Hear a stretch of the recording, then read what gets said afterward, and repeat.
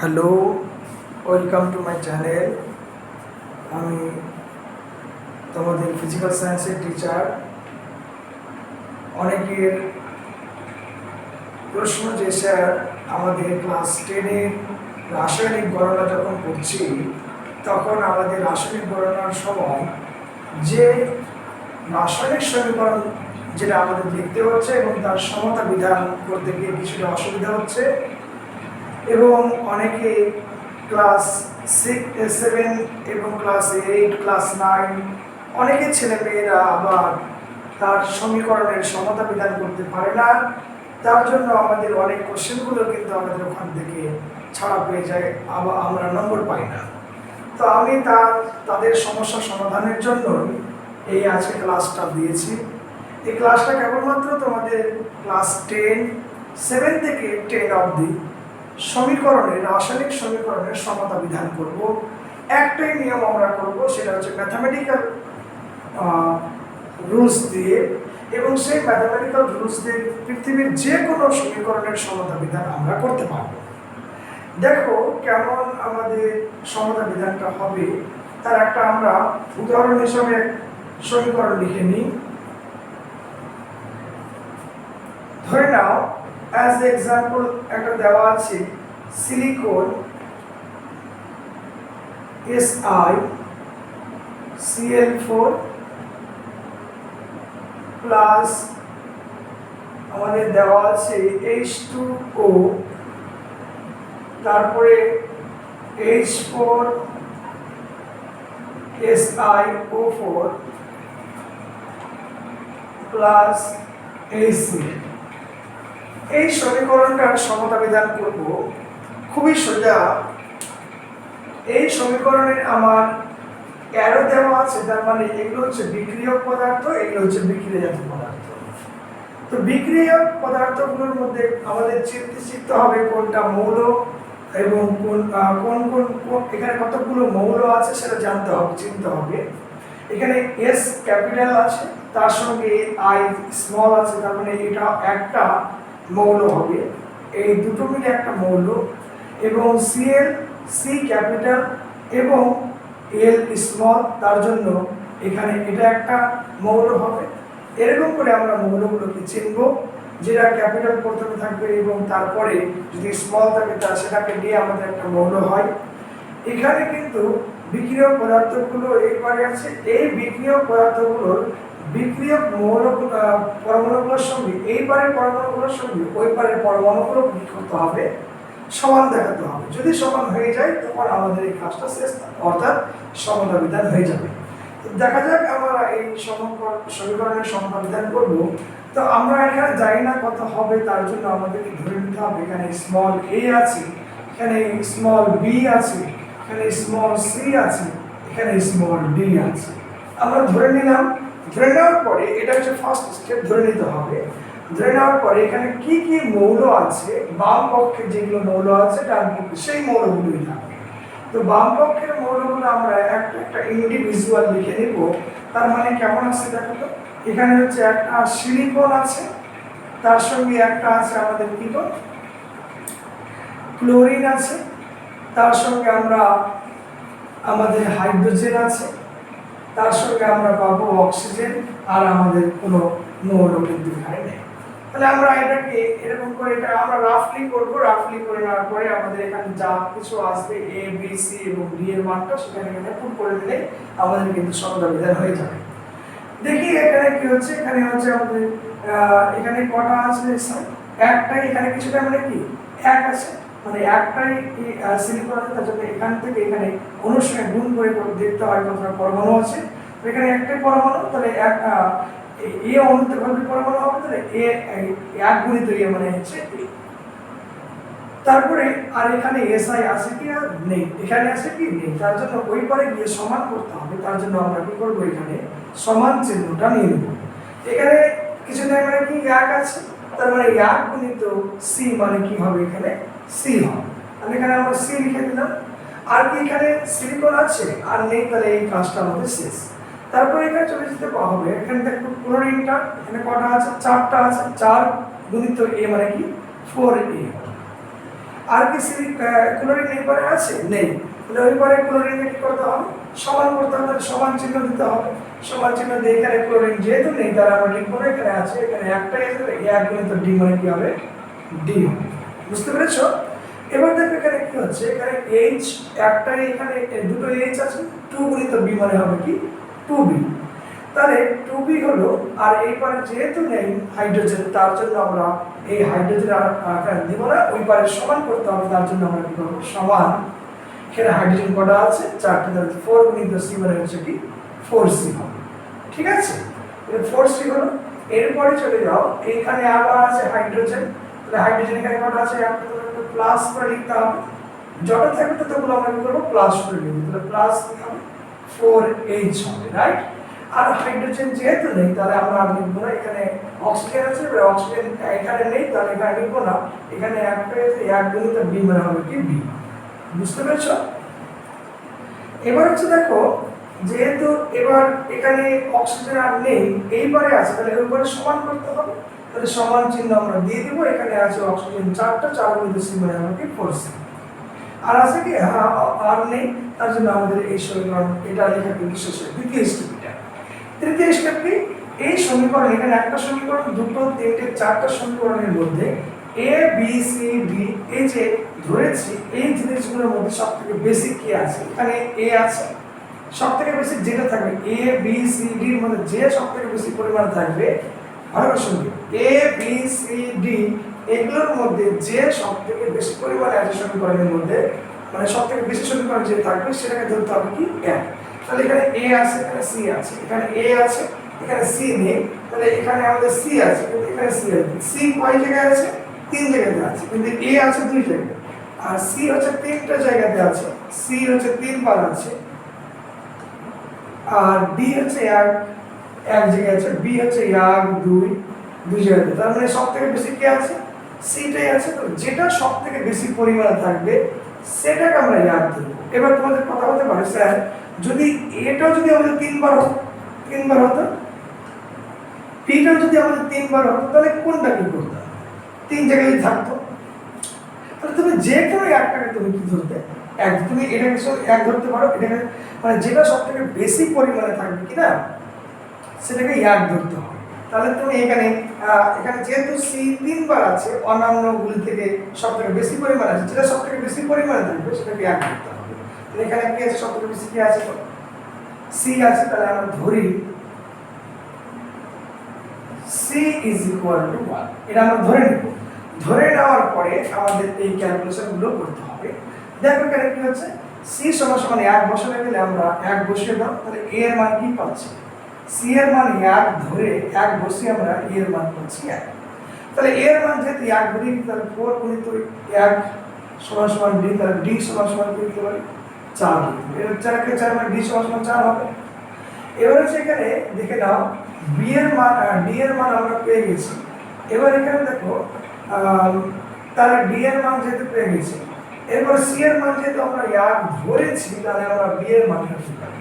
তাহলে এখানে 4 গুণিত 1 মানে কি হবে? বি ইকুয়াল টু 4 হবে কি হবে না? এবার হচ্ছে আমরা বি ইকুয়াল টু 4 হয়, মানে সি এর মানটা আমরা পেয়েছি। এখানে কি ছিল বানাবো? এখানে অ্যাকচুয়ালি এটা ভুল হয়েছে। এখানে হবে কি যে এটা হচ্ছে এইচ এর মান, এখানে কি হবে? 4c হয়েছে, এখানে একটা ডি, শুধু ডি হবে। যাই হোক, তো এখানে আমরা ডি এর মানটা পাবো, মানে এখানে বি এর মানটা কত পেয়েছি? 4। তাহলে এখানে 4 বসিয়ে দিব। এখানে 4 গুণিত সি এর মান 1 প্লাস ডি বেরোলো। তাহলে 4 দিলে কত হবে? এখানে 8 হলো। এটা হচ্ছে 4 এর 4 প্লাস এটা কি হবে আমাদের? ডি। তাহলে এই 4টা উপরে গেলে কি হবে? মাইনাস হয়ে যাবে। তাহলে 8 minus 4 is equal two D, অর্থাৎ 4 হচ্ছে। তাহলে ডি সমান সমান কি পাচ্ছি আমরা? ডি সমান সমান হচ্ছে 4 পাচ্ছি। তাহলে এ বি সি ডি সবগুলোর মান আমরা যেহেতু পেয়ে গেলাম, সেহেতু আমরা এবার এই সমীকরণে বসিয়ে দেব। তাহলে আমরা এ এর মান কি পেয়েছি? 1। তাহলে আমরা এখানে আর কিছু লিখব না, SiCl4 হলো এটা, প্লাস বি এর মান কি পেয়েছি?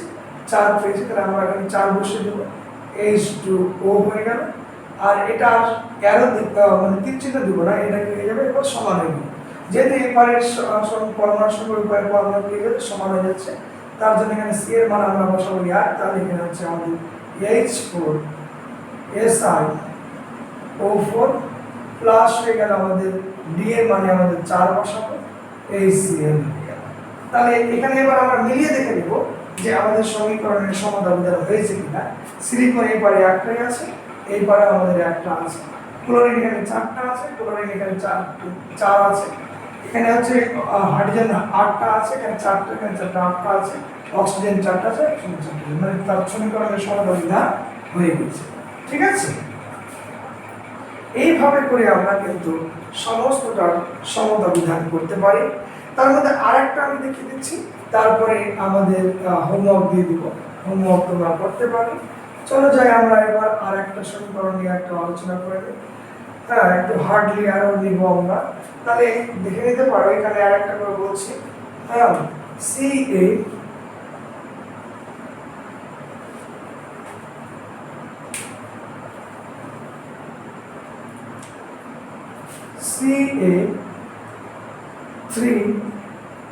CA3PO4 voltoids plus SiO2 P4O10 plus CaSiO3। এটা একটা সমীকরণ দেওয়া আছে, এটা একটা কি দেওয়া আছে, সমীকরণ দেওয়া আছে। এই সমীকরণের সমতা বিধানটা করতে হবে। তার জন্য আমরা এই সমতা বিধান যদি করতে চাই, তাহলে আমাদের এখানে কত হবে, আমরা জায়গা ধরে নাও যে আমরা এখানে জানি না বলে এখানে A ধরে নেব, এখানে B ধরে নেব, এখানে C ধরে নেব, এখানে আমরা D ধরে নেব, রাইট। এবার আমাদের আমি একই রকম ভাবে, এটা হচ্ছে ফার্স্ট স্টেপ। সেকেন্ড স্টেপটা কি, সেকেন্ড স্টেপটা হবে, আমরা জানি সেকেন্ড স্টেপটা কি হবে। সেকেন্ড স্টেপটা হবে আমাদের এখানে যে বিভিন্ন পরমাণুগুলোকে লিখব। তাহলে বিভিন্ন পরমাণুগুলো হচ্ছে এখানে কি, ক্যালসিয়াম, তারপরে আছে আমাদের ফসফরাস, তারপরে হচ্ছে আমাদের অক্সিজেন, তারপরে হচ্ছে আমাদের সিলিকন, আর কি আছে, আর নেই। তাহলে আমরা এই 4টা 1 2 3 4 এখানে 4টা পরমাণু দ্বারা আমাদের গঠিত হবে। তাহলে আমরা এবার কি করব, এখানে ক্যালসিয়াম কটা আছে, 3 গুণিত এটা গুণ করতে হয়, 3A হয়ে গেল। আর এখানে যেহেতু ক্যালসিয়াম নেই, ওই পারে ক্যালসিয়াম তাহলে সমান করতে হবে। সমান করতে গেলে আমাদের হচ্ছে ক্যালসিয়াম এখানে একটা আছে, 1 গুণিত D মানে হবে D। এরপরে চলে যেতে হবে আমাদের ফসফরাস। ফসফরাস এখানে কটা আছে, এখানে কিছু নাম নাকি 1 আছে, 1 আর গুণিত D মানে কি, 2 1 কে 2, 2 গুণিত A মানে হচ্ছে 2। বুঝতে পেরেছি কি পারবো? আচ্ছা, এবার আর ফসফরাস এখানে নেই, ওই পারে সমান করতে হবে। তাহলে এখানে যেহেতু 4টা 4 গুণিত C মানে 4C হয়ে গেল। আর যেহেতু নেগেটিভ আমরা লিখবো না, অক্সিজেনটা দেখতে হবে। অক্সিজেন এখানে 4 আছে, 4 গুণিত D মানে 4 গুণে 8, 8 গুণিত E মানে হচ্ছে কি 8। আর এখানে অক্সিজেন এই পরে আছে, এখানে আছে প্লাস করে লিখতে হবে, এখানে দুটো 2 গুণিত B মানে কি 2 ইজ ইকুয়াল টু, এটা হয়ে যাবে 10 গুণিত C মানে হচ্ছে 10C, 10C হয়ে গেল এটা। আর এখানে অক্সিজেন আছে 3 গুণিত D মানে হচ্ছে কি 3D। এবার সিলিকন এখানে দেখতে পাবো আমরা, সিলিকন একটা আছে, 1 গুণিত B মানে কি 2 হবে। আর এখানে সিলিকন এই পরে সমান করতে হবে, এখানে কত আছে, 1 করে D হয়ে গেল। এই যে আমরা সমীকরণটা পেলাম, এই 4টা সমীকরণ পেলাম, এই 4টা সমীকরণের মধ্যে A B C D টা কে কত বেশি আছে। তাহলে এখানে A আছে, D আছে, A আছে, A আছে, A হচ্ছে 3 জায়গায় আছে, A কয় জায়গায় আছে, 3 জায়গায়, 3 জায়গাতে আছে, 3 বার আছে। D 1 2 3, D টাও কয়বার আছে, 3 বার আছে। এবার হচ্ছে C, C হচ্ছে এখানে 1 বার, 2 বার, 2 বার আছে, C হচ্ছে 2 বার। আর B হচ্ছে B কবার 1 বার, 2 বার, 2 বার আছে। তাহলে আমি এই দুটোতে অবশ্যই নিবন্ধ ধরবো না, এই দুটোর মধ্যে যে কোনো একটা ধরতে হবে। তুমি কোনটা ধরবে সেটা বলে দাও। তাহলে তুমি ধরবে, তুমি A ধরো, তাহলে A ইকুয়াল টু 1 ধরে নাও। তাহলে যদি আমি ধরি, তুমি যেটা ধরবে ওটাই হবে, A ইকুয়াল টু 1। তাহলে A ইকুয়াল টু 1 ধরে এবার আমরা কি পাবো দেখো, এর মধ্যে 1 বসে দাও, তাহলে কি পাবে, 3 গুণিত 1 ইজ ইকুয়াল টু D। আর 3 কে 3, D ইকুয়াল টু কি পাবো, 3 পাবো। এখানে এর মানে 1 বসে দাও, 2 গুণিত 1 ইজ ইকুয়াল টু 4c। তাহলে এখানে হয়ে যাচ্ছে কত, যে 2 ইজ ইকুয়াল টু 4c। তাহলে c ইজ ইকুয়াল টু আমরা পাবো 2/4, অর্থাৎ 2 একে 2, 2 দুনে 4, তাহলে 1/2 পাচ্ছি। এবার চলে যাব b এর মান, যেহেতু আমরা 3 পেয়ে যাব, b এর মান আমরা কি পেয়ে যাব, 3 পেয়ে যাব। তাহলে a পেয়ে গেছি আমরা 1 ধরেছি, b এর মান আমরা 3 পেলাম, c এর মান হাফ পেলাম এবং d এর মান 2 পেলাম। আর আমাকে অন্য কিছু জিনিস জানতে হবে না, চারটা সমীকরণ থেকে আমরা চারটা জিনিস পেয়ে গেছি, এটা আর আমাকে করতে লাগবে না। এটা আমাদের এখান থেকে যেহেতু সবগুলো বেরিয়ে গেছে আর আমাদের করার লাগবে না, যদি না বেরোবে তাহলে আমরা এখান থেকে বসে। তো যাই হোক, এটা আমাদের ছিল। এবার আমরা এখানে যা যা মানগুলো পেলাম সেই মানগুলো আমরা এখানে বসে দেবো।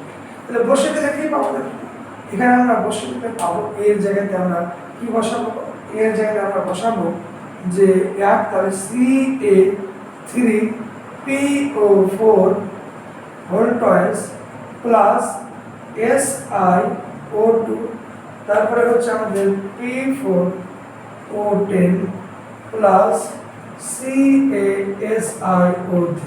তাহলে এর মান আমরা 1 ধরেছি, আমরা 1 বসে দিলাম, আমরা 1 দিলাম। এবার হচ্ছে সিলিপ করে b এর ক্ষেত্রে আমরা b এর মান দিবে 3 পেয়ে গেল, 3 দিয়ে দিব এটা। তারপরে হচ্ছে আমাদের এখানে c এর মান কি পেয়েছি আমরা, c এর মান কি 1/2। এবার হচ্ছে এখানে d এর মানটা আমরা কি পেয়েছি, d এর মান 3 পেয়েছি, আমরা 3 দিব। তাহলে আমরা এখান থেকে পাচ্ছি কি গো, তাহলে আমরা এখানে যেহেতু দেখো একটা সমীকরণে কিন্তু ফ্র্যাকশন সংখ্যা থাকতে পারবে, ভগ্নাংশ রাখতে পারবে। এখানে ভগ্নাংশ 1/2 চলেছে, মানে এইটাকে আমরা রাখতে পারবো না, নিচের দুইটাই কিন্তু কাটতে হবে যেভাবে, এদের সবার নিচে 1 করে আছে, এই দুইটা কিন্তু রাখতে পারবো না। তার জন্য এই এটাকে আমরা দুটোকে হঠাৎ চাইতে কি করতে হবে, তাহলে অবশ্যই 2 দিয়ে গুণ করে দিয়ে উভয় করতে, তাহলে এই দুটো চলে যাবে। তাহলে আমরা কি করবো, মানে এটা আমরা নিচে যতগুলো সংখ্যা থাকবে কিনা প্রত্যেকটা আমাদের কি করবো, লসাগু নিতে হবে। মানে লসাগু যদি লসাগু 2 আসে, তাহলে 2 দিয়ে আমরা কি করবো, উভয় করে কি করবো, ভাগ করে দিব, সরি গুণ করে দেবো। গুণ করলে কি হবে, 2 এখানে 2 দিলে 2 গুণিত 3, এখানে 2 দিয়ে গুণ করলে আমাদের 2 দিয়ে কেটে যাবে, এখানে 2 দিয়ে গুণ করলে আমাদের কি হবে, 3 দুগুণে 6। তাহলে আমরা ফাইনালি কি পাচ্ছি, C2C3PO4 হোল টয়েস প্লাস 3 দুগুণে 6 SiO2, এটা সমান এই 3 ভাগ সমান হয়ে যাবে, এটা 1 P4O10 প্লাস 3 দুগুণে 6 CaSiO3। এটা হয়ে গেল আমাদের কি সমতা বিধান। এখানে ক্যালসিয়াম 3 দুগুণে 6, এখানে ক্যালসিয়াম করা 6টা মিলে গেছে, এখানে ফসফরাস করা 2 গুণিত 2 দিনে 4টা মিলে গেছে।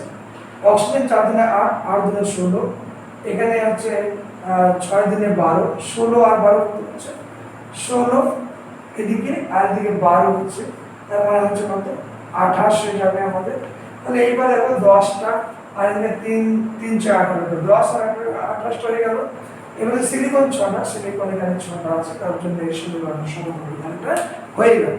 বুঝতে পারছো, এটা তাহলে আমাদের সমতা বিধান হয়ে গেল।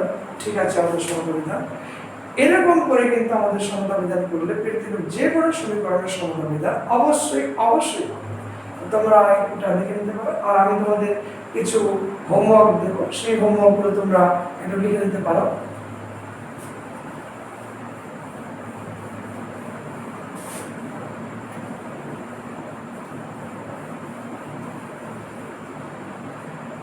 আমি দিচ্ছি 1 নম্বর বাড়ির কাজ।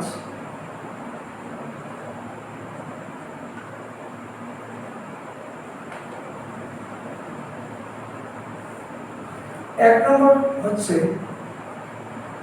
নাইট্রোজেন প্লাস হাইড্রোজেন অ্যামোনিয়া উৎপন্ন হবে NH3। 2 নম্বর ম্যাগনেসিয়ামের সঙ্গে ধাতুর সঙ্গে HCl যুক্ত করলাম, এর সঙ্গে আমাদের হবে magnesium chloride MgCl2 plus hydrogen উৎপন্ন হবে। 3 নম্বর আমি দিচ্ছি যে ফেরাস প্লাস H2O এখান থেকে ফেরিক অক্সাইড Fe3O4 উৎপন্ন হবে প্লাস H2 হবে। এরপরে হচ্ছে আমাদের 4 নম্বরটা যে KClO3, এটা হয়ে যাচ্ছে আমাদের KCl প্লাস হয়ে যাচ্ছে অক্সিজেন। এরপরে এগুলো হলো, তারপরে আমি আবার দিচ্ছি যে P4, এটা তো করলাম মনে হচ্ছে। আর তারপরে হচ্ছে যে 5 নম্বরটা SiCl4, এটা করলাম। তাহলে আমি আবার দিচ্ছি এটাতে P4 অক্সিজেন 10, এটা থেকে প্লাস যদি জল দিই তাহলে এই জল থেকে উৎপন্ন হবে আমাদের H3PO4, H3PO4 এটা হবে, এটা সমাধান করতে হবে। 6 নম্বরটা হচ্ছে আমরা করে নেব S8 প্লাস F2, এখান থেকে আমাদের উৎপন্ন হবে SF6, তার হচ্ছে আমাদের সমাধান করতে হবে C7H6O2 প্লাস অক্সিজেন O2টা আমাদের এখান থেকে উৎপন্ন হবে CO2 প্লাস H2। তারপরে হচ্ছে আমাদের 8 নম্বরটা K2SO4 প্লাস আমাদের AlCl3, এখান থেকে KCl হবে প্লাস Al2 হচ্ছে এবং SO4 3 হচ্ছে। এটা সমীকরণ সমাধান বিধান। এগুলো সমাধান বিধানগুলো তোমাদের হোমওয়ার্ক করে নিয়ে আসতে হবে, এবং যা কিছু তোমাদের অসুবিধে হয় তাহলে অবশ্যই আমার কমেন্ট করে বলবে যে কোথায় অসুবিধা হচ্ছে। আমি সেই কমেন্টের উত্তর অবশ্যই দেবো এবং সেটাকে সলিউশন করার এখানে আমি চেষ্টা করব। কিন্তু তোমাদের কাছে আমার আবেদন, যদি তোমাদের এই ভিডিওটা যদি সহায়ক বলে মনে হয়, অবশ্যই তোমাদেরকে এই ভিডিওটা বন্ধুদের সঙ্গে বেশি বেশি করে শেয়ার এবং তার সঙ্গে লাইক দিতে হবে। এবং তোমরা যদি প্রত্যেকটা দিন আমার এই ভিডিওগুলো পেতে চাও তাহলে অবশ্যই তোমাদেরকে শেয়ার করতে হবে। আর সঙ্গে থাকো, সবাই ভালো থাকো। নেক্সট আপনার থ্যাংক ইউ।